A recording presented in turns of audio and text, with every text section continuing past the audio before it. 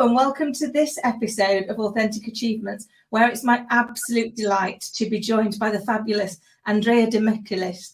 He's a social entrepreneur whose passion in life is to give millions of people access to safe water. He's doing that through founding an organisation called Elliot For Water, an ethical search engine that uses 60% of profit to finance clean water products. And his goal is to positively, easy for me to say, positively impact the lives of as many people as possible while showing how anyone can make the world a better place with just one simple action at a time. Amazing. Andrea, I know we met for the first time last week properly, and I was just blown away by your story and what you're looking to achieve. So thank you for joining me and sharing your story again for us. No, thank you for inviting me. It's all my pleasure. Oh, bless you. So you have had such an exciting journey, and I love when you took me through it briefly last week. Would you mind sharing it again so that the people listening can also get the benefit of your insights? Yeah, sure. The whole thing that we did last week? Well, just a bit about your journey. So just so that people can understand kind of what made you come up with this? When did you find your passion? And how are you now taking that forward? Okay, so my journey started in a totally different world. Initially, what I wanted to do was to become a stockbroker and then basically make as much money as I possibly could and retire to private life by 40 years old, live in an island somewhere around the world. And through the beginning of this journey, I decided to move to Paris to actually study to become a stockbroker and start this new path. But little by little, I realized that wasn't exactly what I wanted to do. And what I really wanted to do was to create something on my own. And now I'm making the story a little bit shorter. But once I decided to follow my instinct, not my instinct even, it was really the universe telling me, this is your route. I could have not missed the sign. So I decided to put faith in that and just drop everything else and try to create something on my own. But again, create something on my own just for the sake of making money didn't make sense anymore to me.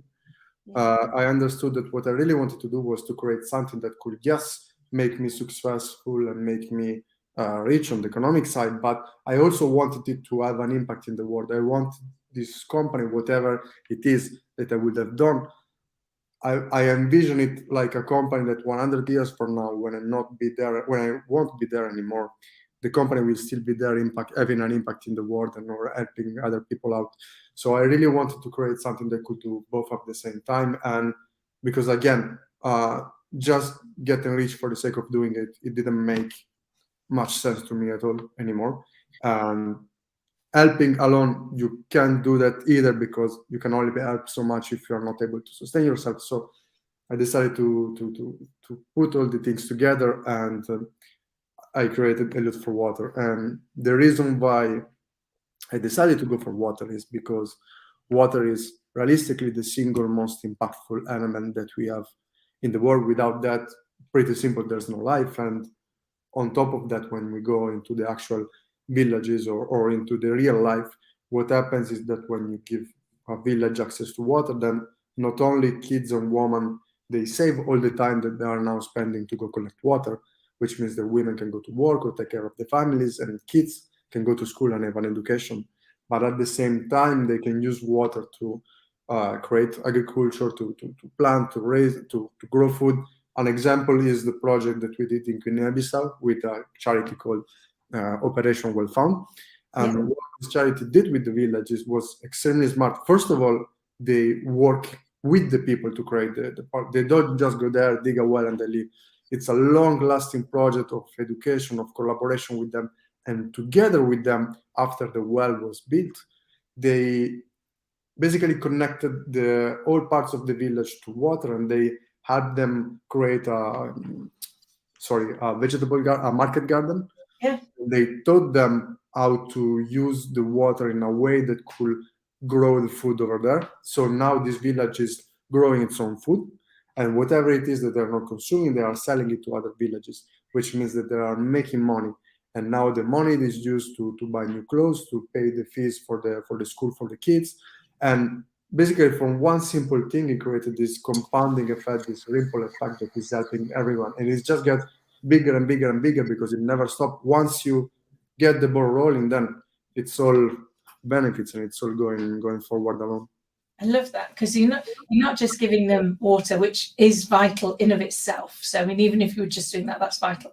But the fact that you are also providing them with the education and the resources and the knowledge to be able to take that and turn it into something that gives them a sustainable economy that allows them to kind of create a new life for themselves is what I found like the most inspiring when we were chatting last week, because very often it stops that we've put the water in, doesn't it? Which is still vital and still, needs to be done. I'm not belittling that in any way, shape, or form. But I think the fact that you've kind of had the forethought to think beyond that and go, okay, but so now we've met the basic need, then what do they need?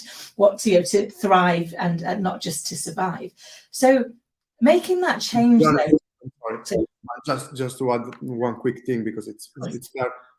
A lot of this is also thanks to the charity who has worked with us. We found because they are on the ground and they had 10 years of experience. Then we just combined because we wanted to do the same type of projects, but they are actually there now at the moment doing these things. So it's fair to mention again.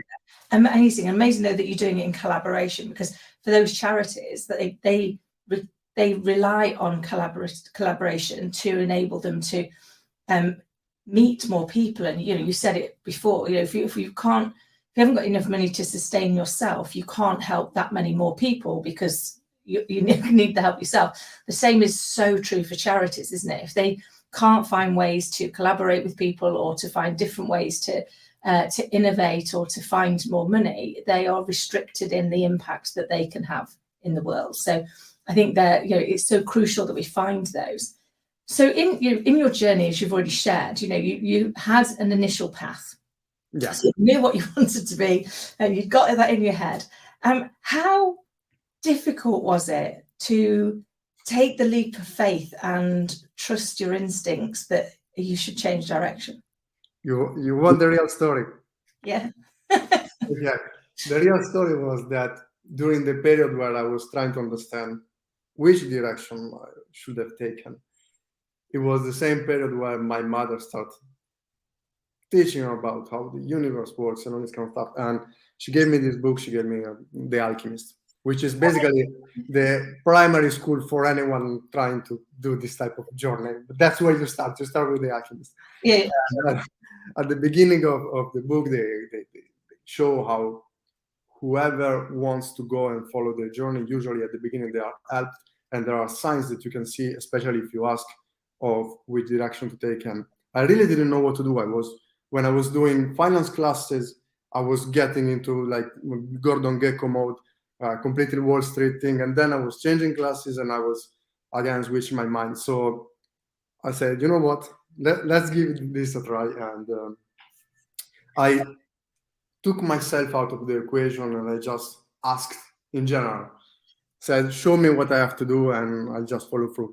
The same morning I would go to school, and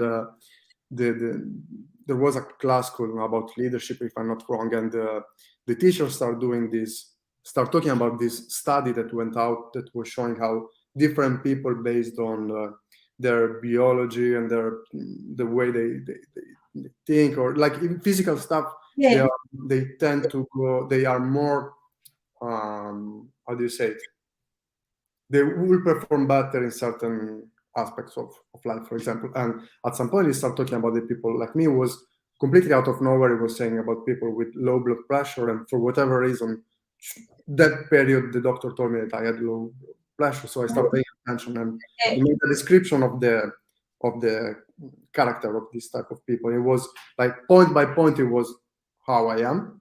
Yeah. It was written in red in the blackboard, and then it says these people are perfect to start new companies, being entrepreneurs, etc. The moment I asked, they wrote me the answer with a red pen on the blackboard. So it can't be more direct than this. Yeah. Thank you. Now I see it, and that's when I completely gave up the Gordon Gekko thing, and decided to move into the. I love that. I love that because I think, I was talking to somebody just yesterday and saying, like, that if I've learned anything in life, it's that it only makes sense in the rear view mirror at the time. When you're going through it, you're like, well, I wonder why that's happening or why this is happening. And you've just got to trust the process and accept that the timing isn't yours. Much as we'd love it to be ours, the timing isn't ours. We've just got to trust the process and keep going. But that takes such a leap of faith to do that. Were there moments of doubt? Oh, well, okay. Not moments of doubt, because as you just said, it always makes sense when you look backwards. And this is something that I always do every time I have some fears or some doubts. I look back and everything, even the things that seems to be going wrong in the past, they just match perfectly, because then I can see that this led to something else, which led to something else. I don't believe in coincidences anymore, and it's just so perfectly matched that it's impossible that it wasn't supposed to be this way, that it wasn't the thing that I was supposed to do. But then, even though I don't have doubts on what I have to do, it doesn't mean that it's not scary from time to time. It doesn't mean that because I'm betting everything that I have, all my life, my future, all the choices that I made until now, I made them with the goal of making this something.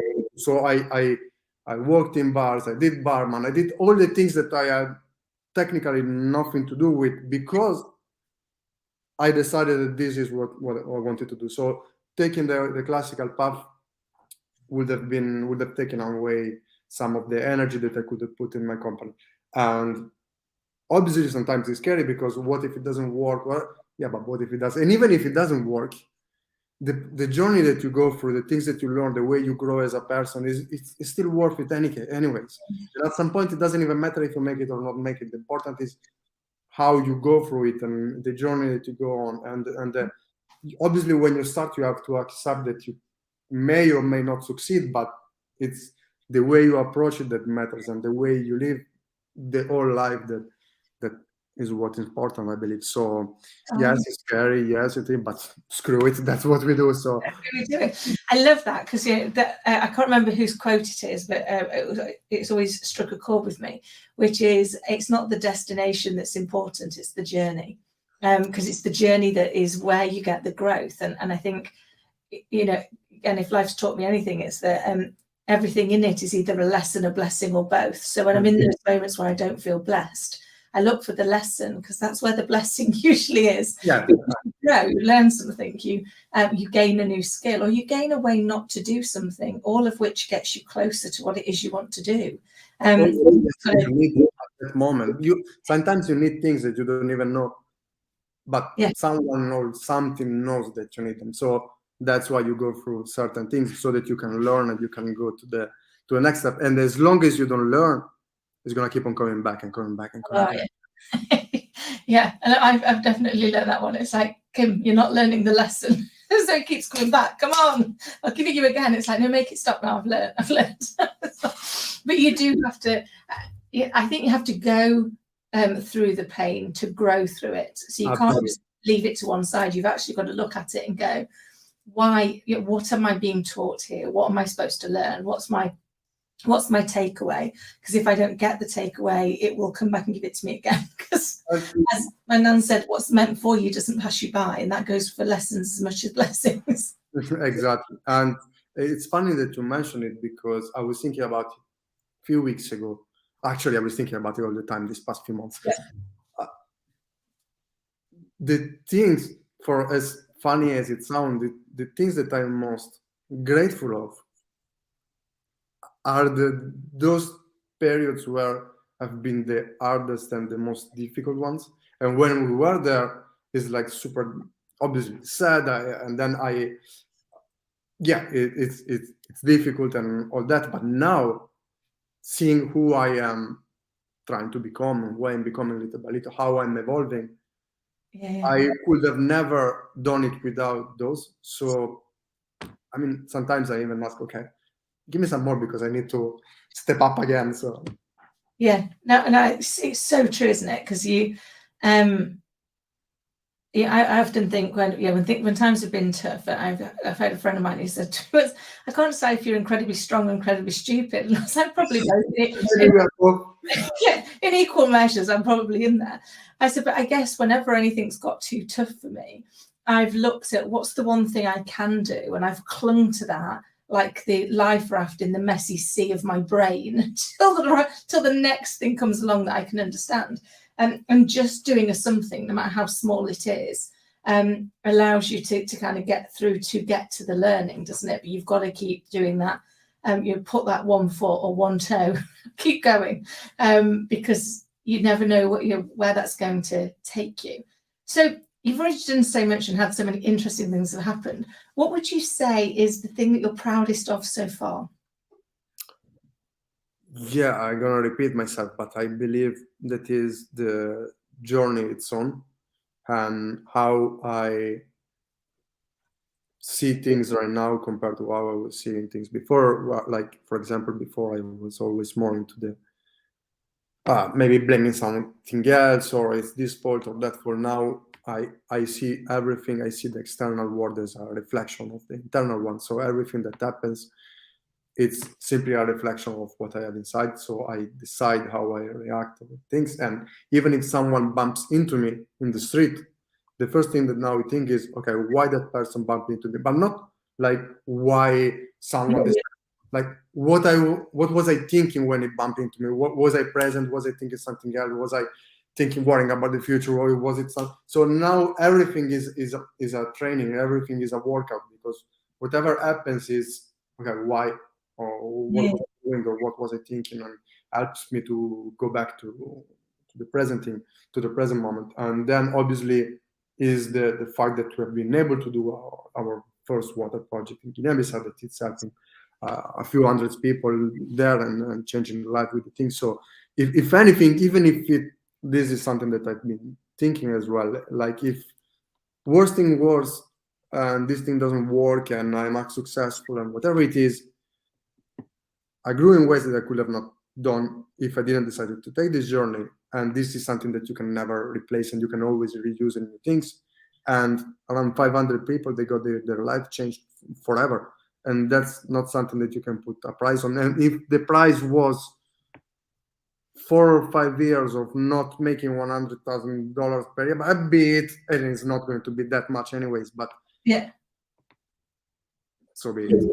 In the greater scheme. And yeah, I love that, because I think yeah, I think, was it Thomas Edison who said, "I didn't find one way to make the light bulb, I found 10,000 ways not to make the light bulb." So you kind of got to keep going, because in each iteration it gets better. You learn something, you work out, okay, not to do that again, maybe to do something a little bit different. So what's your next big thing for Elliot For Water? The next big thing, the main big thing is, so as I said, I really want as first goal to give water to 1 million people. That's what I want to reach as a real first goal. That obviously we need to like settle down and start from 10,000 and blah blah blah blah blah. But that's the main thing initially. Then when we go there, we see where we are. We adjust. We grow to 5, 10, 100. The end goal is to help as much as we possibly can. But the very first one is 1 million people. Yeah. Oh, fabulous. Because what a great thing to be able to track and achieve as well, thinking about the impact that you will have had on those people, because it isn't, as you say, just the water. So what do you think is going to be the thing that you take away from what you've gone through so far? So the greatest lesson that you've learned so far that you're now putting into practice? Oh, that's that's a good question. Well, I think it's surely the fact that you are in control, and you're either creating what it's happening to you, or what it's happening to you, it's happening for you, and that changes everything. And yeah, it puts you completely in a different position. At the end, the way you perceive the world is the way the world is. The world doesn't exist. It's just the way we live for it. We can see both. We can see one horse. For me, would mean my childhood and my love and whatever it is. And for you, it's just also, it depends on how you go through things. And that changes completely the life. Even if it doesn't change up from the outside, it changes from the inside. And I'm going to quote Harry Potter now. Uh-huh. From the book, from the 5th or 6th books that I remember, when Harry Potter and Dumbledore, they were talking, and they were basically, it's when Harry Potter finds out that he needs to go and fight with the villain Voldemort. He felt like he had to go, so he had no choice. But then there's something in the conversation, he realized that he actually had the choice and he wanted to do it, and that made the whole difference, because the quote that they says is that it's the difference between being dragged into the arena to fight for a death match and going into the arena walking tall. It doesn't seem much, but it makes the whole difference in the world.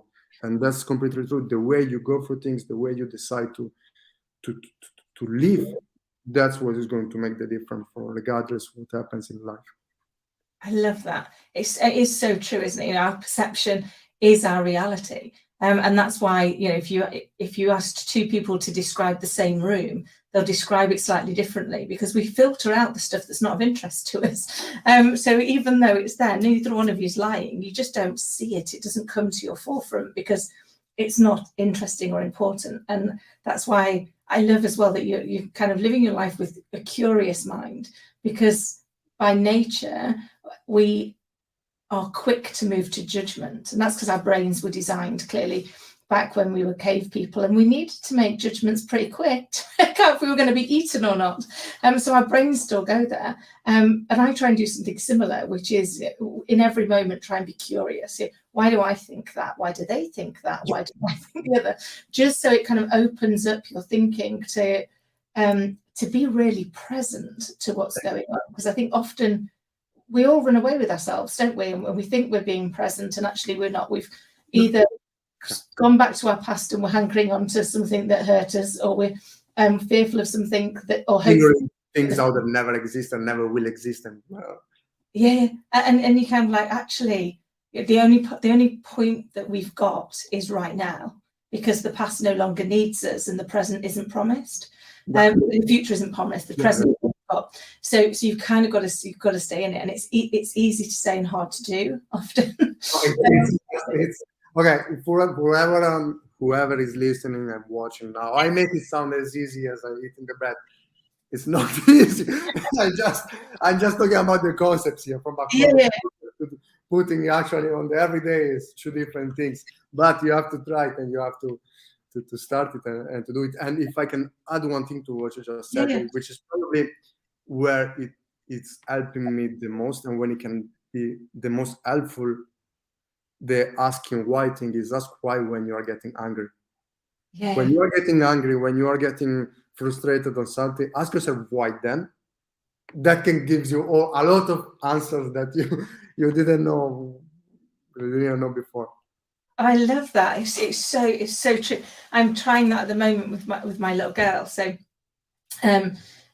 she sometimes struggles with some anxiety, and I've got this book. It's brilliant. I use it on myself a lot as well. It's called The Whole Brain Child, and it's talking about the fact that when inadvertently, what we do is we inadvertently harm our children when we're trying to be helpful. So the minute that they're having a nightmare, the first thing you do is go, "Oh no, love, you're okay. There's no monsters under the bed. It's okay." And you do it from a position of love because you care about them and you don't want them to be scared. But I didn't realize inadvertently what you're doing is teaching them to ignore their emotion, because you've dismissed their emotion. You haven't heard them. So actually what you're supposed to do is go, "Well, that must be really scary. Tell me how you feel. Okay, why don't we look together under the bed and just make sure there's nothing there?"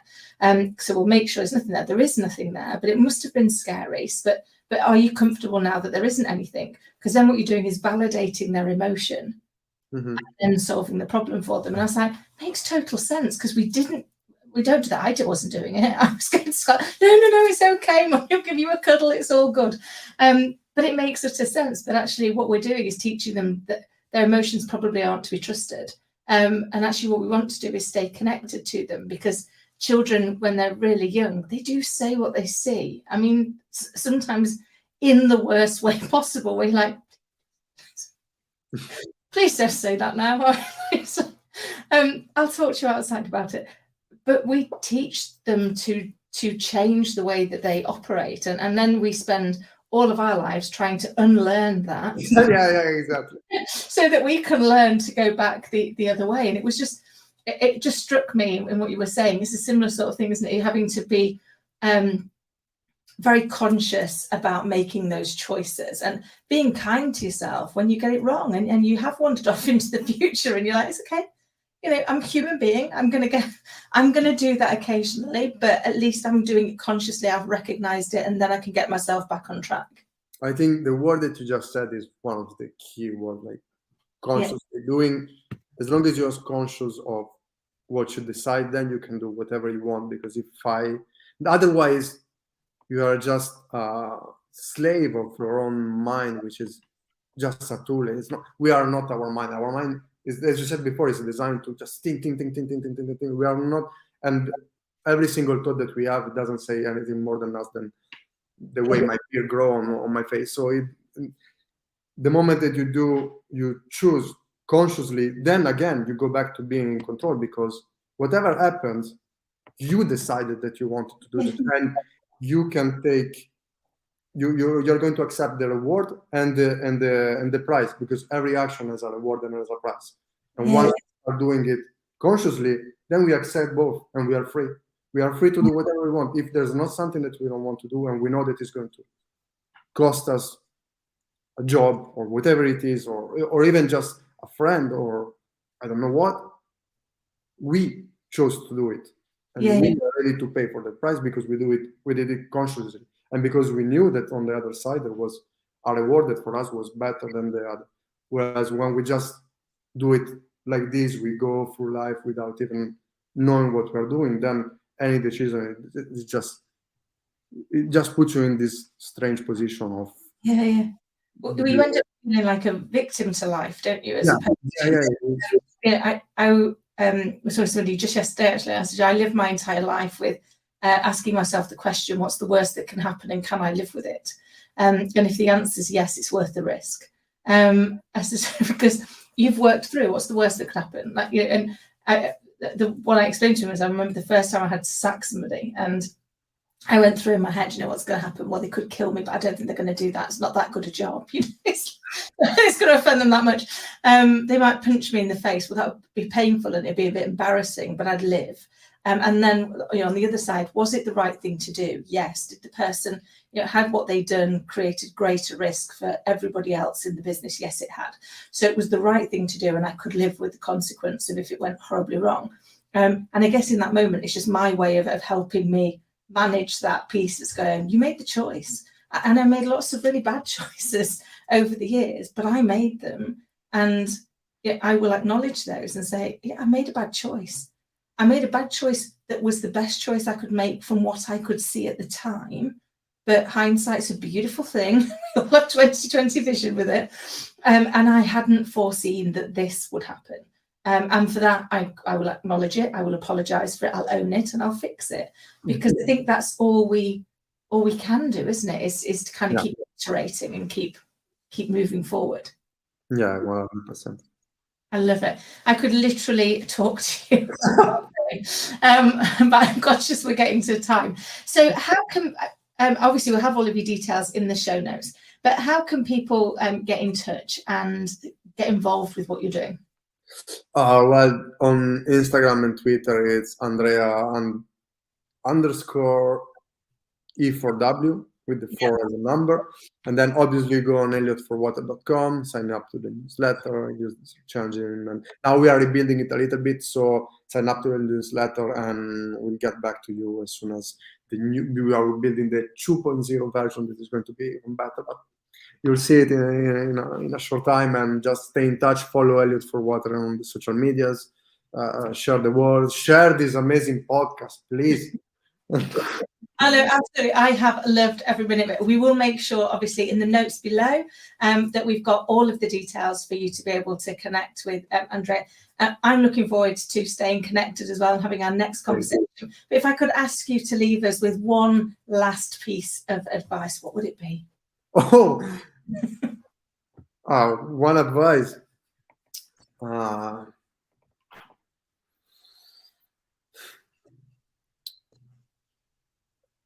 I don't know if I'm the best person to give advice, but Well, it could just probably again the same thing that we were saying before. Take control of your life in the sense of no. This sounds like a phrase in a chocolate bar. Don't take control of your life. Take control of your mind. Whatever is inside is outside. Start going inside instead of going outside. The moment you start going inside is where the outside will change. Start from there, and then things will change.